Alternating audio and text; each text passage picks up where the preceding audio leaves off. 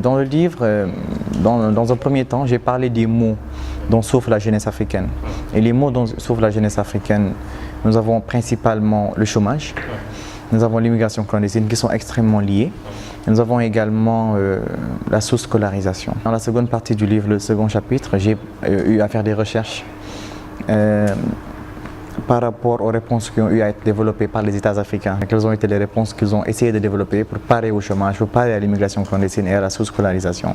Dans la dernière partie du livre, j'allais dire, c'est là que j'ai avancé des pistes de solutions qui devront être considérées à la fois par les dirigeants africains et également par la jeunesse africaine pour leur permettre de surgir et d'amener l'Afrique au développement. Laissez-moi par contre souligner une partie très importante qui se trouve dans le livre, dans la première partie. C'est mon entretien que j'ai eu avec un migrant qui venait de la Guinée et qui est maintenant installé en Italie. Un entretien très profond et riche en émotions et en enseignements, parce que cela m'a permis de savoir le cœur du problème. Parce que, voyez-vous, la plupart des jeunes Africains, la plupart des leaders qui évoquent ce sujet sont toujours à la surface du problème. Et moi, j'ai pu me rendre compte que cette jeunesse a envie de rester en terre africaine, mais les maîtres mots qui ressortent de leur bouche, c'est justement la perte de confiance en l'avenir du pays d'origine, dans un cadre plus global, naturellement, de l'Afrique. Vous savez, lorsque j'ai eu cet entretien avec les migrants, avec beaucoup d'autres migrants, laissez-moi vous dire que dans ce voyage, il n'y a pas de bonheur. Et ils vous le disent eux-mêmes. Donc, ils sont contraints d'aller à l'étranger pour pouvoir se chercher. Parce que peut-être ils n'ont plus espoir dans l'avenir de leur pays, que ce soit au Niger, que ce soit au Sénégal, en Côte d'Ivoire. Mais aujourd'hui, je pense que les responsabilités sont partagées entre les pouvoirs publics et la pression sociale, la pression des familles. Parce que vous savez, nous avons tous vécu cela à un moment donné de notre vie. Il y a des familles dans lesquelles nous voyons des migrants, en tout cas qui sont en Europe, qui travaillent en Europe, qui rentrent pour un mois et demi pour des vacances, mais qui distribuent des cadeaux à gauche, à droite, qui ont des 4x4. Qui ont tout le luxe nécessaire, et malheureusement cela déteint, cela a une influence sur l'environnement de ce dernier, que ce soit des voisins ou autres, ce qui fait qu'à un certain âge, les familles sont obligées de dire à leurs jeunes, écoutez, vous êtes assez grand maintenant, il faut que vous essayiez comme le fils d'un tel, comme le fils d'un voisin ou d'un autre, il faut que vous allez vous chercher en Europe.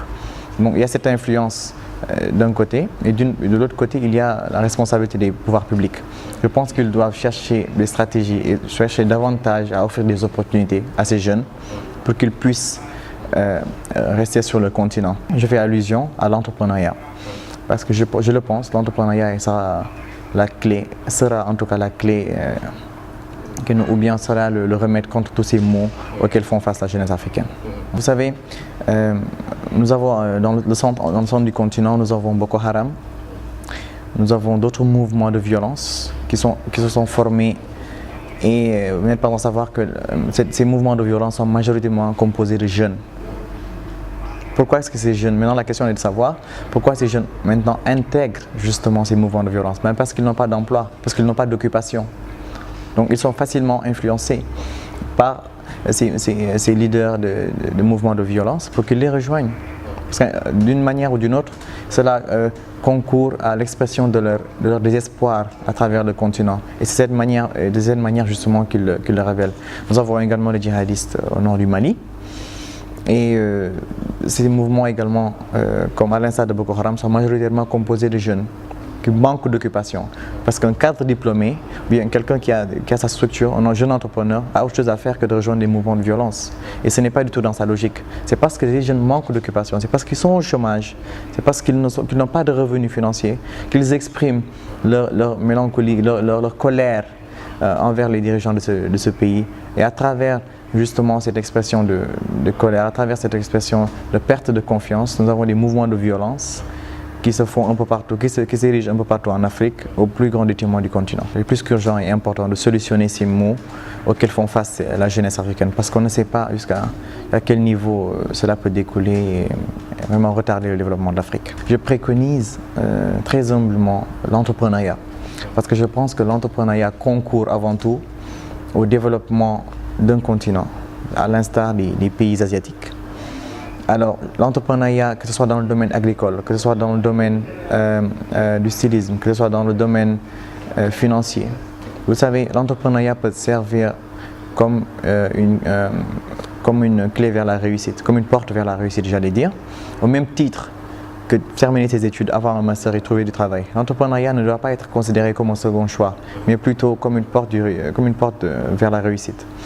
Et laissez-moi vous dire qu'en Afrique du Sud, ils ont instauré un institut sud-africain de l'entrepreneuriat qui forme les jeunes par rapport aux critères que doivent avoir les entrepreneurs pour pouvoir les préparer par rapport à l'insertion dans le monde de l'entrepreneuriat. Parce que l'entrepreneuriat n'est pas un monde facile.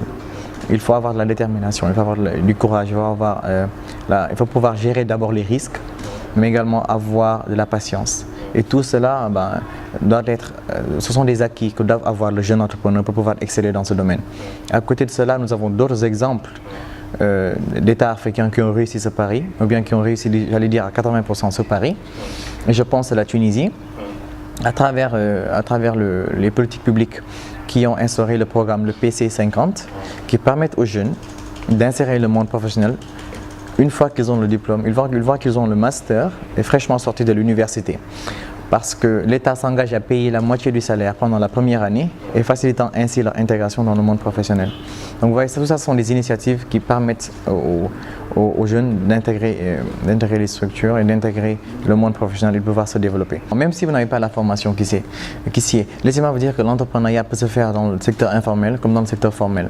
Parce que lorsque vous venez d'avoir votre master par exemple, vous avez suivi en tout cas un domaine d'études assez fixe.